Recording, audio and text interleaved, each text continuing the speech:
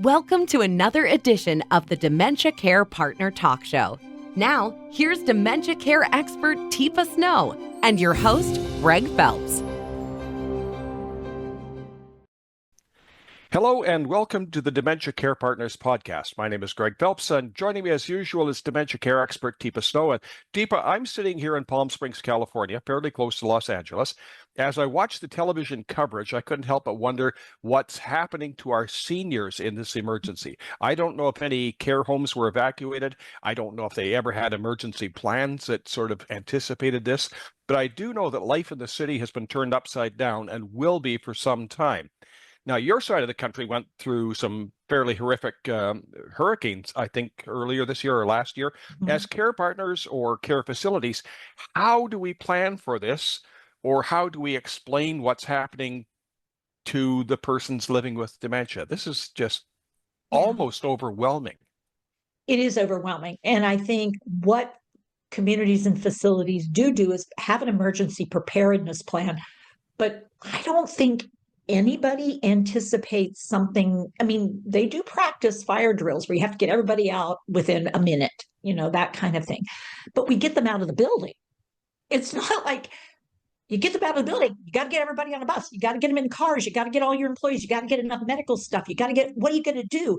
That's not what we're thinking. What we're thinking is all we have to do is clear the building so they'll be safe. Not we clear the building and the whole city is on fire around us. And now we've got to figure out how to get everybody out of here. And if possible, should we take the meds? Because we don't know how they'll get their meds in these emergency shelters, and nobody else does either. We don't even know where we can get to emergency shelter. And people do have contracts classically with other nearby facilities. So if something happens in their facility, they have placement for other people in other facilities. We're not talking about a whole town, a whole city, a whole area being devastated and having, if you get out emergently, now what? What are we going to do now? And so this idea of more, at least temporary permanent housing, I mean, a gymnasium with cots for people who are bedbound or chairbound or have mobility issues, but they tend to elope or wonder if in an unfamiliar setting, and we don't have clothing, we don't have bathing facilities, and we don't have the shower at the gym is not exactly how things, the food, how are we going to, and let alone, what are we going to do about the staff whose families are not with them? And then staff have to figure out what's going on for them. It's actually fairly unique. And yet now what we're experiencing, Katrina was one of the first times we experienced, but this last time in Texas, in Louisiana, in Florida, in North Carolina, it is happening with enough regularity. We are starting to realize we need emergency preparedness way beyond what we ever thought we would need. And that's for facilities, but the same is true for families. When you're thinking about caring for someone with a brain change, dementia, and it's like, okay, I need my hospital bag packed at all times. I need to be able to throw the meds in there. And then we've got to figure out what else is important to take. Well, you don't want to be thinking that as you're trying to figure out, I have 2 minutes to get everybody in the car. What can I have ready? Do we have a sheet of paper that has everything on it, all the identifications we need, the number of folks that are finding they've lost all their identity information? And you want to know where I got really good information about that, Greg? I'm curious. Our Let's Talk session with people living with dementia who are, by history, a little on the obsessive compulsive side of the street, had already planned and figured and gotten a fireproof, waterproof container and had already placed the originals of these things in there, along with the meds, the this, the that, the supply that they might need or the information about what they needed. And they keep it updated by putting it on the calendar to be checked once a month, along with an around the neck lamp so that you can keep your hands free because they use a walker. I mean, they were doing these remarkable things of really considering what would I need without power? What would I need if I was in a place of unfamiliarity? What do I want to have?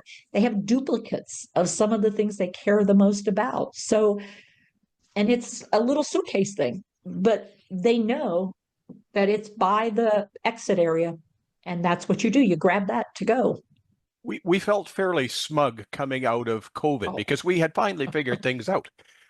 But that was contained in facilities. It wasn't the facilities disappeared.